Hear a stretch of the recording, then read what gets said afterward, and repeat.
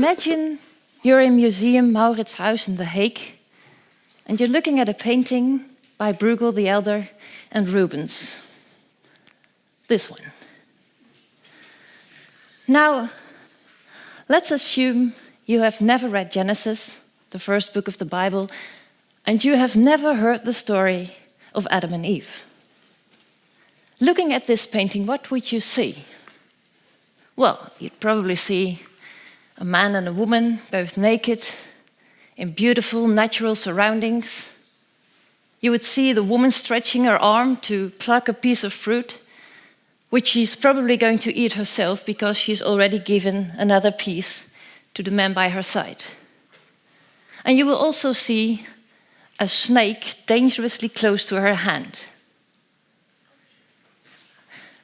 Now, let's still assume you don't know the Bible story about Adam and Eve. Looking at the painting, what would you not see? You would not see that these people are not just random figures in a painting, but they are supposed to be the first human beings on earth. In a garden given to them by God, with a promise, but also with a warning, namely that they can eat any fruit, any food they find from any tree, but not this one. You will not see that the snake is not going to bite Eve, but is rather trying to convince her to pluck the fruit and eat it, and telling her that God is actually just playing a trick with her, and this piece of fruit is the most delicious one in the whole garden.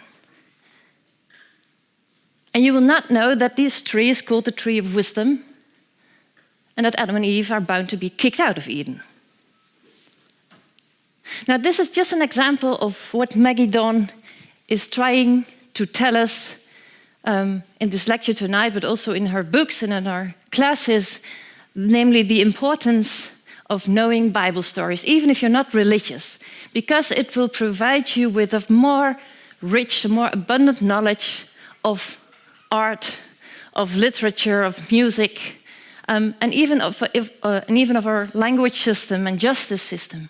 In fact, she says our whole Western culture is based on stories and ideas from the Bible. Maggi Dawn, and we are very happy to have her here tonight, is Dean at Markham Chapel and Associate Professor at Yale Divinity School. She started her career as a singer, writer, and musician, got ordained into the Anglican Church, became a fellow at Cambridge University, and she has written several popular books, including The Accidental Pilgrim, Beginnings and Endings, and The Writing on the Wall, which is the book on which her lecture tonight is largely based. She will give a lecture, next slide, which will last about 45 minutes, after which she will talk to Matthijs den Dulk, theologian at Radboud University, specialized in early Christian Jewish writings. I will moderate this conversation and will try to explore the matter at hand some more. My name is Liesbeth Jansen. I am a program manager at Radboud Reflects. I'm very happy that you are here, and I wish you all a very inspiring evening. Maggi, the floor is yours.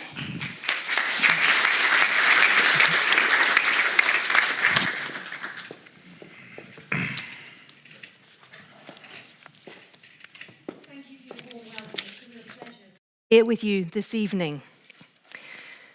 Let's think a little bit as we begin about the Bible. What do you think the Bible is?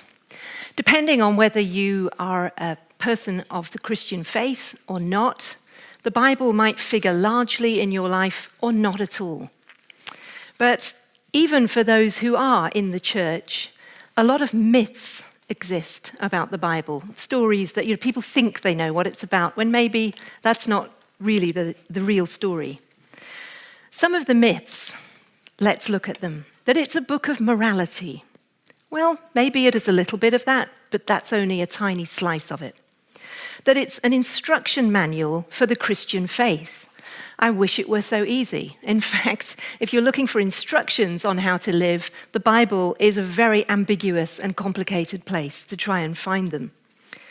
That it's a book of beliefs. Well, there are beliefs in the Bible, but they're not uniform. It's not a nice, neat set of doctrines that all fit together. Some people think it's a book about an angry, wrathful God in the Old Testament and a God of love in the New Testament. And again, that's a kind of reduction that doesn't tell the true story. The reality about the Bible is that it's 66 books of ancient Hebrew and 1st and 2nd century Christian writings. The oldest part of it, we're not exactly sure how old it is, but we do know that a lot of it was compiled in Babylon by exiles from Jerusalem about 2,500 years ago. And we know that a lot of the material that was compiled is a lot older than that. And it's written in a wide range of literary forms, from history to propaganda, from law to song lyrics, to personal letters. It doesn't have one uniform set of beliefs. In fact, it disagrees with itself all over the place. But a range of ideas appear that need and invite a lot of thought and a great deal of discussion. And like the very best of literature, it is not confined to one set of meanings. It offers up many layers of meaning, which is why some people find themselves reading it over and over again for a whole lifetime. So it's a pretty big deal as a book. Why is the Bible read less now than it used to be? It's quite an interesting question. I guess the top reason is, of course, that it's a religious text, and we, as the Western world, are a lot less religious than we used to be. We're also now a multicultural and dramatically less uniformly Christian than we used to be some centuries ago. But interestingly, even Christians, if a recent Gallup poll is to be believed, are more likely to know the Bible from hearing it read out loud and preached in church than from reading it themselves.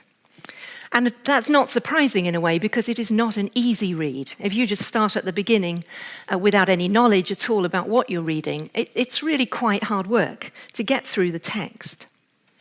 And it's very possible, I think, that it was always the case that people's biblical knowledge was from public reading and preaching rather than from personal, private reading.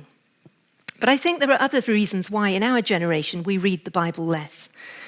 There's one is that there's an awareness we could be seeing as privileging one religion over another, and that's something that we're much more anxious not to do in our generation. But there's also a kind of cultural cringe about the Bible, the awareness that Christianity was complicit in various historical horrors, from crusades to colonialism. And this can give us a natural desire to distance ourselves from such things. There's also perhaps the wish to establish a kind of respectable agnostic or atheist identity. And why would any self-respecting atheist want to read the Bible, for goodness sake? So for all of these and other reasons, the basic biblical narratives are not as universally known in Western culture as they once were. There is no longer a kind of baseline of biblical literacy that you can assume. And there's even a hesitancy about whether it's actually desirable to own up to knowing about the Bible. It's really not very cool to say that you're a biblical scholar. So if all of that is true, why might we want to read it at all? Are there any good reasons for recovering biblical literacy for anyone who's not primarily interested in religion? I want to put it to you tonight that teaching biblical literacy has enormous cultural value because the biblical stories and themes are some of the foundational reference points for so much of our culture. They're not the only ones, but they are quite a lot of them. And this may, of course, be set to change over time. 500 years from now, this might not be the same situation, but it is the situation for the time being. And so much of our literature, art, and music of the last 1,000 years or more in the Western world is based around ideas that are interwoven in the Bible. Not to have any basic biblical literacy could be seen as something of a cultural handicap. If I were to ask you, do you know what the story of Cain and Abel is about? How many of you would say, yes, I do know? Just tell me. It's about half the audience. Yeah, good. You are very lucky people. And how many would say, I really don't know at all? There's no shame in this. You had quite a few. This is good because you're confirming my presumptions here. What about Adam and Eve? Do you know who Adam and Eve are? Anybody? More know about Adam and Eve than know about Cain and Abel. I'm not surprised by that. But not all of you really have a clear idea who Adam and Eve are, or maybe a little bit more now that you've had the introduction. I thought when I started teaching at the University of Cambridge that surely everybody must know who Adam and Eve are. I guess, if you know something and you've known it since you were a small child, you kind of assume that everybody knows it too. At Cambridge, as well as teaching, I took care of the college chapel. And every now and then, students would bang on my door to ask me a series of questions. Sometimes it would be, we want to get married, can we get married in the college chapel? And so we would take care of that. And sometimes they would come to me to sort out some kind of personal problem that they were trying to figure out. And they would sit and chat with me for a while and, talking helps, so that was a good thing. But another reason that they came often was this. They would say, look, I'm studying, fill in the gap here, English literature, music, history, art history, and we've been told that we have to read the Bible for our course. Do you know anything about the Bible? The fact that biblical illiteracy is rife was clear to me, that they would come to a college chaplain in the theology department and not be quite sure whether I would know about the Bible. So I said, yeah, I teach theology. I really do know quite a lot about it. So come in, how can I help? The follow-up question would be something like this. I'm reading Dante, Milton, Shakespeare, Chaucer, or whoever it happened to be. And my professor told me to read Genesis, and I got to chapter 4, and I've no idea what's going on. Can you help me? Consequently, I found myself explaining over and over and over again the significance of Adam and Eve, Cain and Abel, Noah, the Tower of Babel, the Exodus, the exile, the Annunciation, etc., all the way through from Genesis to Revelation. If you really don't know, that's the first and the last book of the Bible. If you already know about these things, you are a profoundly lucky person, because you'll be able to go to the art gallery, watch a film, read literature, and have all these little clues already switched on. If you don't, then I want to make a course for you, because it's like a secret code that you're missing. It's like, trying to read without any knowledge of the classics. It's one of those things that you just kind of need in your armor. What is the story of Adam and Eve about, actually? Most people, I have discovered, if they have a very thin knowledge of the Bible, but have heard of Adam and Eve, believe that it's a story about sex. But in fact, it isn't that at all. It's about quite a lot of other things, but it's not about that. The most important thread in the story is about having a direct and unmediated access to God in relationship, and then losing that access.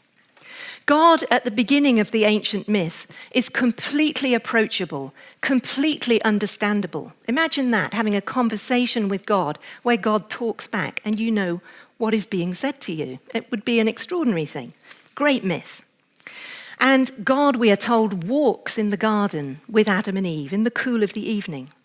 And then there's the snake, as you've just seen, and the tree of fruit and a temptation, and it all goes horribly wrong. And they stop listening to God, and suddenly they don't have this direct access anymore. They can't hear what God's saying. And in fact, when God comes around, they don't find that they want to see him anymore. Something has come between them, and they can only communicate across a kind of dim barrier. If you don't know the creation myths, you miss something of the plot in Dante, as well as a few other things. But let's look at Dante a little bit. Dante's Commedia. Living in medieval Italy, Dante had a particular loathing for bankers. Does anybody love bankers here? Maybe there is a banker. I have nothing against you. But Dante did not like bankers, and the whole system of usury, which he considered supremely unjust. Gluttony and greed, of course, were at that time to be considered the truly gross sins. It seems that every age ranks which are the best and the worst sins. And in medieval Europe, greed and dishonesty in economic dealings was the worst kind of wrongdoing. Dante's disgust with usury in the banking system emerges in his Commedia, but you need to know something about the story in the opening chapters of Genesis to make sense of it. For Dante, the reason that the banking system was particularly disgraceful was because it created a mediatory system. And anything that makes you experience life or reality at one remove from yourself is, for Dante, the supreme original sin, because it mirrors what happened in Genesis. Just as Adam and Eve's instinctive response to their own wrongdoing in picking the fruit from the tree they weren't supposed to was then to step back from God and make themselves sets of clothes out of leaves, so Dante perceived that the ultimate sin in anything is that it makes you unable to approach God or other people directly without protection or separation. If you have to have a layer of protection between you and other people, you and God, you and reality, you and the rest of your life, then this shouldn't be that way. You should be able to just deal with your life head on. And what bankers did, in Dante's view, was to act on behalf of their clients, separating people from, rather than reconciling them to, their own reality. And it was this way that the banking system removed a person's direct contact with their own world that led Dante to believe it was a primary and gross sin. People often say that Dante depended heavily on the classics as his sources. And he does, to some extent, but in fact, he's far more dependent on the Bible, not only for direct quotes, but also for underlying ideas and even for the form in which he writes. In the Commedia, Dante created a kind of middle style between high art and popular media, moving between different modes of expression. And in his time, this was really quite an original thing to do. But in this, too, he was influenced by the biblical texts, which do exactly the same thing. There's a very formal way of writing within the Bible. There's also a very populist way of writing. And Dante's familiarity with this multimedia text was one of his main influences. It would be remiss of me as an English woman not to mention Shakespeare. There are many who have rightly observed close parallels between the 17th century Bible and Shakespeare's language and style. So much so that there is a popular idea that Shakespeare must surely have been one of the authors of the 1611 King James authorized version of the Bible, which was published 5 years before his death. The truth, though, is actually the other way round. Shakespeare was familiar with the precursors to the King James Version, one of which was known as the Bishop's Bible. And those early versions of the Bible, people didn't own their own pocket version, but there'd be one great big one in a parish church, which was usually chained to the lectern to make sure nobody nicked it. And these precursors to the King James Version included a lot of work by Miles Coverdale, a Reformation translator and a brilliant linguist. Really, you would say he's a poet in his own right. And Coverdale was one of the chief translators of the English Bible. And Shakespeare, in fact, borrowed his phrases from the Bible rather than the other way around, even to the extent that he borrowed quite a bit of Coverdale's brilliant phraseology. Now, if you don't know the story of Cain and Abel, and for those who are uninitiated, it's a story about two brothers who fall out and then one of them murders the other. And the question is whether he should have taken care of his brother or whether there is any excuse for his violent act. And so you get this story about familial responsibility. And if you don't know this story, you miss quite a lot that's going on in Shakespeare. In The Merry Wives of Windsor, for instance, Shakespeare refers to a cane-coloured beard, which means a man with red hair.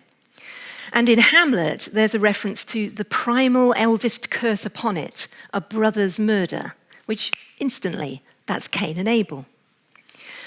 But responsibility for your family was a matter of particular importance in Elizabethan England, and in many places in Shakespeare, without making direct reference to Cain and Abel, he's repeatedly found musing upon the extent to which a character is his brother's keeper. This is the phrase that Cain used when he was accused of murdering his brother, and he said, Am I my brother's keeper? And this phrase then became part of the culture.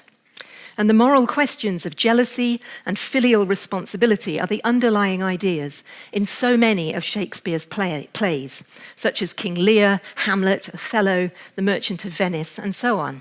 I'd go as far as to say that if you don't know the Bible, you miss an entire layer of what is going on in Shakespeare's plays. But it's not just old literature that is affected by biblical illiteracy.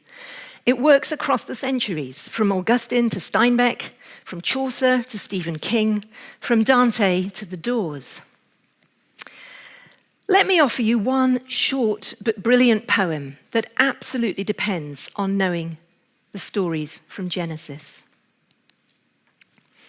It was a very common thing among the artists, poets, and writers who wrote and painted and so on during and right after the First World War, to use the most disturbing of the biblical narratives as a frame for their reflections.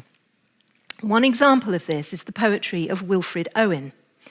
Owen was a Welsh war poet, and he grew up in a devout Christian family where he learned the conventional pattern of biblical interpretation of his own generation, which was that no matter what struggle and suffering might intervene, the narrative always led ultimately to the promise of redemption. However bad things got, they would turn out right in the end. But after experiencing the utter futility of war, Owen began to retell these stories in his poetry, only he recast them, changing the ending so that they didn't have happy endings, but really quite desperate ones. The poem I want to read with you is The Parable of the Old Man and the Young, in which Owen turned the biblical sacrifice of Isaac from a story of salvation into one of willful destruction. Thank you. The story, as it appears in Genesis chapter 22, tells of how Abraham believes that God has told him to sacrifice his own son as a test of his faith or his obedience to God. And so he takes his son and a very large knife and a bunch of firewood and heads up a mountain with his son to do the dreadful deed. At the very last minute, an angel and a ram appear on the mountain. And the angel says, "Lay not your hand upon the boy." So Abraham gets to sacrifice the ram instead of the boy, and his son is saved. What, you might ask, is the use of such a terrible story? Why is it there in the Bible at all? You wouldn't let your kids read this, I'm sure. I never let mine read it until they were grown up. Well, some scholars believe that child sacrifice was such a commonplace in the religions of the ancient world that this story was formulated as a way of establishing the unacceptability of child sacrifice for the ancient Israelite community. That's one theory. But the story has subsequently remained a key scripture for different reasons, both for Jewish and Christian narratives. But whatever its religious usage, it became the perfect story for Owen's eye for tragic subversion. Placing the account from Genesis 22 into the scenes of conflict in northern France, Owen describes a young man bound and laid upon an altar of parapets and trenches. And in an almost direct quote from the King James Authorized Version of the Bible, delivers the angel's words of hope and rescue, "Lay not thy hand upon the lad." The biblical narrative, as we've mentioned, ends in an 11th hour reprieve both for Abraham and his son. But Owen, when he tells the story, subverts the ending to voice his horrified objection to the futility of war and the failure, as he saw it, of the patriarchs of war to bring it to a timely close at such terrible human cost. Here is Owen's poem. So Abram rose and clave the wood and went and took the fire with him and a knife. And as they sojourned, both of them together, Isaac, the firstborn, spake and said, "My father, behold the preparations, fire and iron, but where the lamb for this burnt offering?" Then Abram bound the youth with belts and straps, and builded parapets and trenches there, and stretched forth the knife to slay his son. when lo, an angel called him out of heaven, saying, "Lay not thy hand upon the lad, neither do anything to him. Behold, a ram caught in a thicket by its horns. Offer the ram of pride instead of him." But the old man would not so, but slew his son, and half the seed of Europe, one by one. Utterly heartbreaking, but quite a fantastic subversion of the story. And if you know the story to start with, you see immediately what he's doing with it. On a lighter note, though, other poets have taken Genesis and reflected on it in almost a vein of comedy, with a deeper meaning. But let's take a poem by Peter Redgrove called Intimate Supper, which comes from his collection, Dr. Faust's Sea Spiral Spirit. And here he's retelling the story of creation in which God, we are told in Genesis 1, creates the world one piece at a time, turning on the lights and then growing plants and separating day from night and adding animals and eventually adding human beings. This is Redgrove's poem. He switched on the electric light and laughed.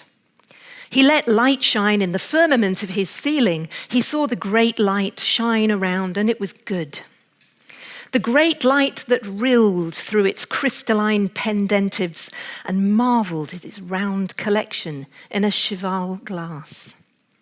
He spun the great winds through his hoover and let light be in the kitchen, and that was good too. For he raised up the lid of the stock pot and dipped a deep spoon in the savours that were rich and swarming, and felt the flavours live in his mouth, a stream with waters. He danced to the fire and raked it and created red heat, and skipped to the bathroom and spun the shining taps, dividing air from the deep, and water, good creature, gave clouds to his firmament. For he had raked the bowels of the seamy coal that came from the deep earth, and he created him Leviathan and wallowed there. Rose and made his own image in the steamy mirrors, having brooded over them, wiping them free again from steamy chaos and the mist that rose from the deep. But the good sight faded, for there was no help meet for him at all. And he set his table with 2 stars pointed on wax, and with many stars in the cutlery and clear crystal, he set thereon fruits of the earth and thin, clean bowls, for the clear waters of the creatures of the earth that love to be cooked, and until the time came that he had appointed, walked in his garden in the cool of the evening, waited. Redgrove takes the paradise of the Garden of Eden and transposes it into this perfect, well-appointed bachelor's flat, a perfect world, heaven in itself, except that in the end there is no one, no woman or man, no God, no companion of any kind. His modern heaven is actually a haven of loneliness and not quite Eden at all. Speaking of Genesis, and we're still only in the first book of the Bible, I promise we're going to stop before midnight. There is the story of Noah and his flood. When film producer Scott Franklin stated in 2013 that the Genesis flood story is a very short section of the Bible with a lot of gaps, he very neatly summed up the fact that the biblical story is really open to multiple interpretations, and that the narrative retained in the popular imagination is often only an approximation of what's actually found in the biblical text. This, of course, is great for filmmakers. Not only are there gaps in the story, but there are also points where the narrative of the flood story seems to double back on itself and then repeat with fresh information. So it's quite film-like in the sense that it does a little flashback and then repeat the story, filling in the gaps as it goes. Generations of scholars from many disciplines have puzzled over the origin and veracity of the ancient text.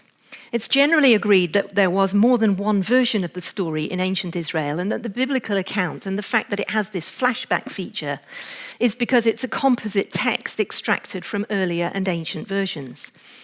And in addition, the Genesis account, we now know, is only one of several flood narratives from the ancient Near East, and it's quite likely that it copied some of its story from them.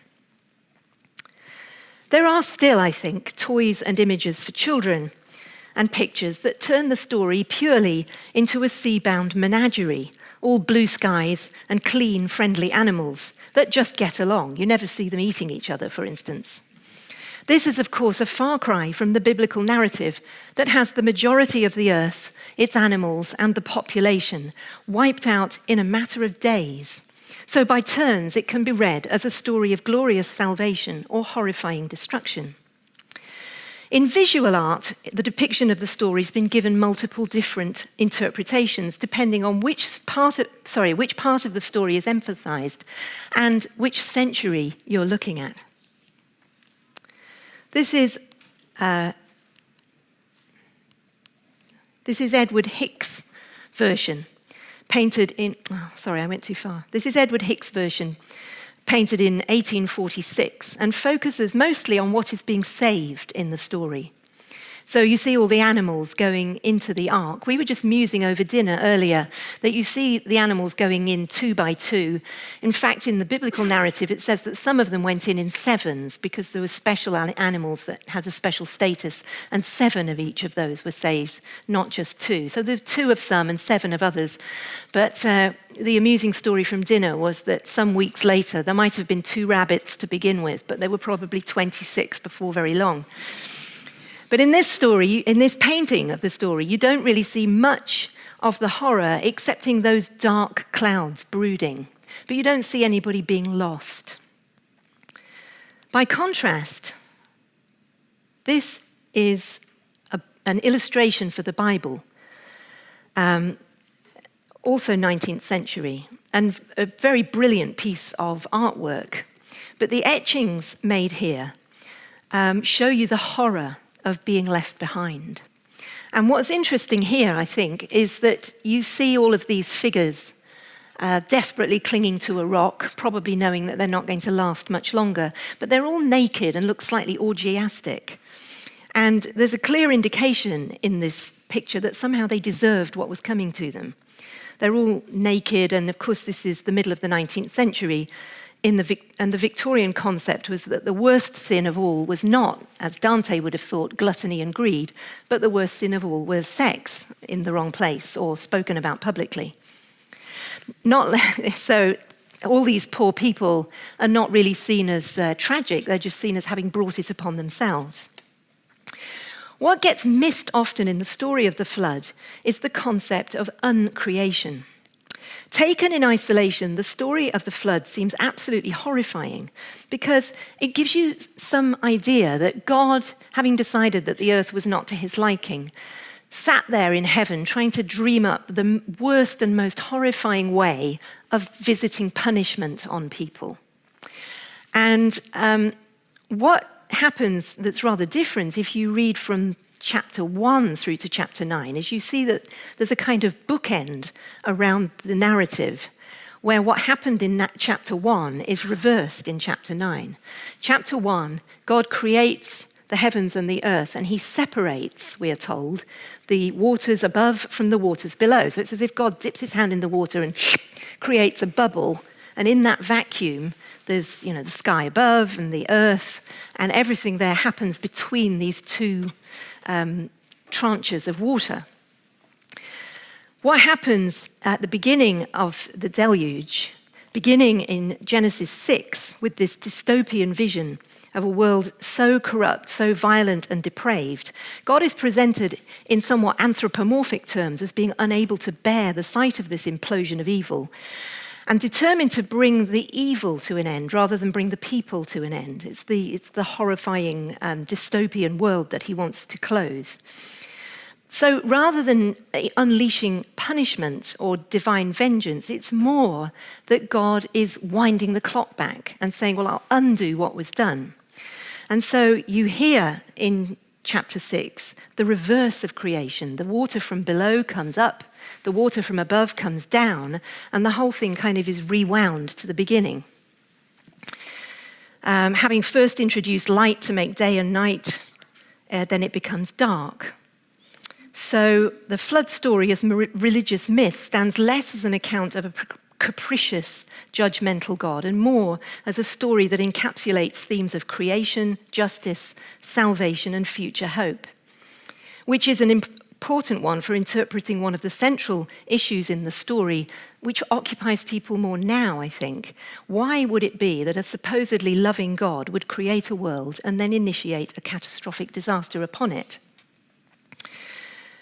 In 1920, an artist called Winifred Knights entered for and won the highly prestigious competition known as the Rome Prize. The title was set for the competition. It was a bit like a sort of final paper where you'd arrive at the studio and then you'd be told this is the title and then given a series of days. I think it was 6 weeks to complete the painting. And the title set for this particular competition was The Deluge. And again, this is not a surprise because just as we saw with Wilfred Owen, poets and artists during and immediately after the First World War did often take stories of biblical apocalyptic to interpret those events. What's interesting about Knight's interpretation, a number of things. I've just written about this recently for the Tate Gallery in London. One thing is that she paints this scene with colours and textures that are very reminiscent of the trenches of Northern Europe. This is not a brightly coloured scene. This is all grey and brown and mud-coloured. Secondly, she puts the ark, you might not even notice it immediately, but it's right up there in the top right-hand corner. And the ark is already in the background sailing away. So there are no animals being loaded on here. She did it originally in her plan for the painting, have a whole scene of animals being loaded, and then she cut that out. And her interest actually remained in the people who were scrabbling up the side of this slope, trying to avoid the water that was coming for them. So the ark's at the back of the painting and already sailing away. This is not a story of hope. This is a story of despair. Knights uses as her models both her own self-portrait, which appears twice, and that of her mother, meaning that this picture is infused with personal reference. She's in this painting, she's not just observing it. And she paints the ones who are left behind, unlike the etching of Doré. She paints this, viewing the ones who are left behind as tragic figures, who are undergoing a terrible misfortune that is not of their own making. There is no responsibility carried in this painting by the people who are trying to find their way out. Nevertheless, they've been left stranded. This is a very different rendition then from either the cheerful pictures for children or the judgmental tone of the 19th century Bible illustrations. And what Knight's painting points to is a hinge point in the interpretation of the biblical narrative, a moment in history at the beginning of the 20th century, in the midst of suffering on such an unimagined scale, when people were asking, surely it cannot be true that suffering like this is a judgment from God. Where is God in this appalling mess? Where is God indeed? Why is the ark sailing away and leaving these poor people stranded? Well, this question that Knights was depicting in 1920 unfolded a whole new thread in Christian theology that began to address this precise question. By the 1960s and onwards, theologians such as Jürgen Moltmann and others were speaking not of God looking on from on high and viewing people in their suffering, but of God being present in suffering. And interestingly, this also begins to appear in works of art. This is Marc Chagall's L'Arche de Noé. In his series of biblical paintings of the 1960s, he delivers this same scene. And here, the blue of serenity that Chagall used over and over again is at the center. Love, peace, serenity is right there at the center in the picture of the ark. So the ark is the symbol of salvation. But all around you can see these green waves of the sea, but they're actually made up of people. Where then is God in this painting? Is God in the blue serenity of the ark and the salvation? And what's happening to the green surrounding waves full of people? If you look carefully, in the top right-hand corner, you see one small figure with his arms outstretched like this. And he's sitting in the lap of his mother. This is the Madonna and Child. And where is Jesus in this painting? He's not in the ark. He's in the waves with the people who are in the midst of disaster. So theological interpretation completely came around to seeing God not as being above everything, looking down, but as God being in the middle of suffering. Chagall has gone with the theological mood of the time. Some are saved and some suffer. This is how life is. But where is Christ in the midst of it? Not with the lucky ones, but in the waves with the drowning ones. We mentioned the film of Noah, which is an interesting watch, I think. And visual and literary arts come together in theatre and film. And there's one story that strikingly makes perfect sense even if you know nothing about the Bible, but you do miss some delicious details if you don't know anything about it. And the film is The Shawshank Redemption, based on a short story by Stephen King, which in turn was based on another story by Tolstoy. And it tells the story of Andy Dufresne. You've seen The Shawshank Redemption, I'm sure, yeah? So you remember Andy Dufresne was wrongly imprisoned for a crime he didn't commit. And the essence of the story is you may have to wait a very long time indeed for justice, but there's this very sweet thing when it does eventually come. And key to the story of his escape is the procurement of an archaeological hammer with which he begins his escape plan.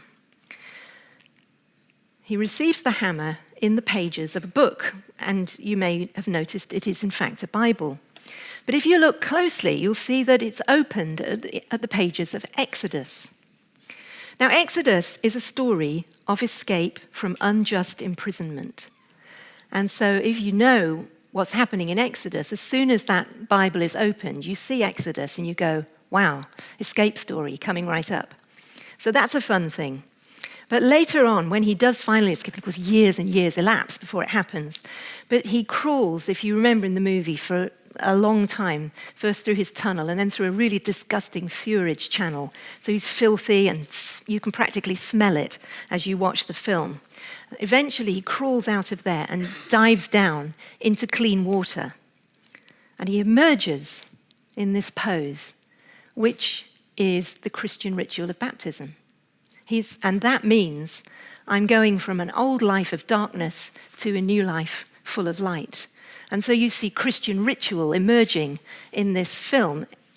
If you don't know that, you would love the film anyway, because it's a great story and it works without it. But, you know, it's like a secret code. You've got added details if you know all of the sources that are going on. Well, we've observed a little about literature and film. What about visual art? I almost hesitate to raise Van Gogh in the Netherlands because I feel sure that you must know more about him than I do. But in my days when I was studying art history, my favorite moments ever were studying first the Dutch masters and then Van Gogh later on. And on previous visits to the Netherlands, it's been a great joy to visit the Rijksmuseum and the Van Gogh Museum and so on. But I've been amazed to see, not so much here actually, but in London and Paris, when his paintings are displayed, that you will often walk around an entire exhibition of his paintings, and all of the curational notes on the wall will talk about his love of rural figures and rural life and people who work the land and so on, and great insights about his use of colour and biographical details and so on, but no mention at all of the Bible or the fact that he himself had started life wanting desperately to be a preacher and evangelist. It seems amazing to me that something that was so significant to him would be missed out in commentary on his paintings. The Christian faith was a very complicated thread for Van Gogh, as you may know, and the tension between him wanting desperately to be a preacher and evangelist, then his bitter disappointment when he wasn't accepted into that, and subsequently his wish to leave it all behind and just, abandon it, and then his toing and froing between those ideas was a tension that he lived with for a long time. And this complicated mix of faith and rejecting faith was very deeply woven into his psyche. One of the biblical stories that he painted, not just once, but multiple times, was the sower, this rural figure who, like other figures he painted, first copying Millet and then developing further his interpretation over and over again. There's another one. This time, the later you get, the more you get this yellow sun introduced into the picture. And then this is probably the most famous one of the lot. There you go. You must know this picture very well, I'm sure. The parable of the sower, which appears several times in the different Gospels. It's a kind of mysterious story, really. It tells a story about a figure just like this one, casting seeds out in the old-fashioned way all over the place, rather than putting them precisely into little troughs of earth. So some of the seeds go in places where they cannot possibly grow, onto the path or into the weeds. And it's often been read as a story of how you can achieve the most, either in your own spiritual life or in your ministry. Cast your seeds on the wrong kind of ground and the birds will eat it. Nothing will come of it. Cast your seeds into the weeds and, they'll get choked. But if you put your seeds into the right place, something good's going to happen, except that the tail end of the story, it says, some of you will get 30, some will get 60, and some will get 100-fold. And it's a really annoying kind of ambiguity in the story, because what you want to know is, how do I get 100? But it doesn't say that. It doesn't say if you do the right thing, you'll get 100. It's not like being in an exam. It's just like if you put your seeds in the right place, well, you'll get a result, and who knows what it's going to be. So it's often taught as a parable that, you must do the right thing and be a good moral person and fulfill your ministry in the right way, and only if you do that will the right thing happen to your potential. In my view, it's really rather different from that, and it ultimately speaks about how only God can bring to fruition the potential in people's lives. You can struggle all you like to be someone else than the person you are, but some things like the weather and, conditions of life are just beyond your own control. You don't even need God in the picture to read it that way. So you can read this story in a very liberating way to say, look, relax. You can't grow an inch taller by really working at it. This is just who you are, and this is how life is. I've in my life been around quite a few people who have what they see as failed vocations. They've gone up for maybe a ministry board selection or something like that, and then been told, no, I'm sorry, we don't want you to be ordained, or we don't think you'd make a very good monk or nun or whatever, and then live with this disappointment afterwards. And I think this particular sense of vocation, which is frustrated, cuts people very deeply, because they have a sense somehow that the calling has come from beyond their own wishes, it's beyond themselves, and then they feel very devastated when it doesn't come to reality. So I've seen people have to work through a real dejection when this happens to them. And so I think I maybe understand a little of why Van Gogh seemed to go through this particular kind of hell over his own failed vocation, even though he does say later that he was quite glad he walked away from it.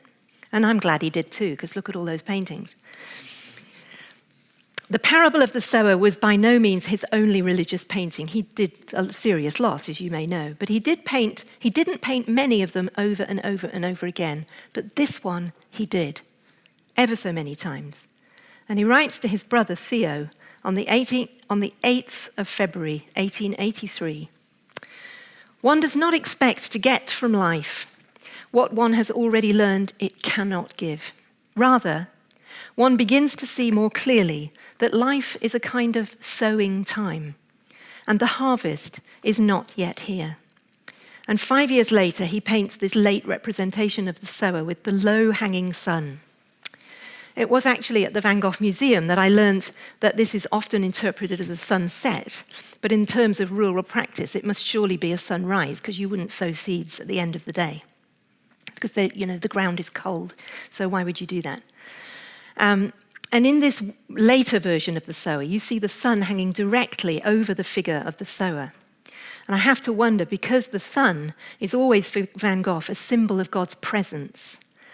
And I have to wonder whether Van Gogh was in a way reconciling himself to his found vocation as a painter and finally letting himself off the hook about the lost vocation of his early years.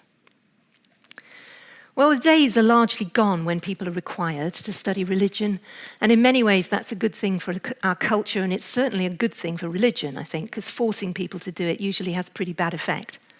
Nevertheless, a loss of biblical literacy means that our reading of many other literary, musical, visual, and dramatic works could become quite hollow, losing the ability to read the full range of what a text has to offer. And we stand, I think, at a point in history where we could lose this altogether if we don't do something about it. It's very ineffective, I have found, as my students demonstrated to me at Cambridge, that simply to tell students, well, you should just read Genesis before you read Milton, doesn't help them very much, because it's such a strange and ancient book. You need a bit of help. And putting it on the summer reading list and hoping they'll figure it out is not going to make much difference. The Bible is not easy to read, and it's not obvious what's going on. It gets into strange territory, and you find yourself reading ancient rules and regulations and lists of family trees and kings and priests and weird stuff before you get to the good stories. The best place to start is actually not at the beginning. Halfway through is a better place to begin.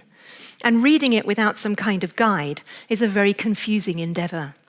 I would suggest then that every humanities department might want to consider introducing a Biblical Literacy 101. Everything you need to know about the Bible to understand Shakespeare, Milton, Dante, Handel, Bach, Mozart, any metropolitan art gallery that you care to walk into, and not just the old stuff, even the majority of the poetry and literature of the 20th century that casually uses biblical literacy as a foundation stone. The Bible, then, not just for religious people. What do you think?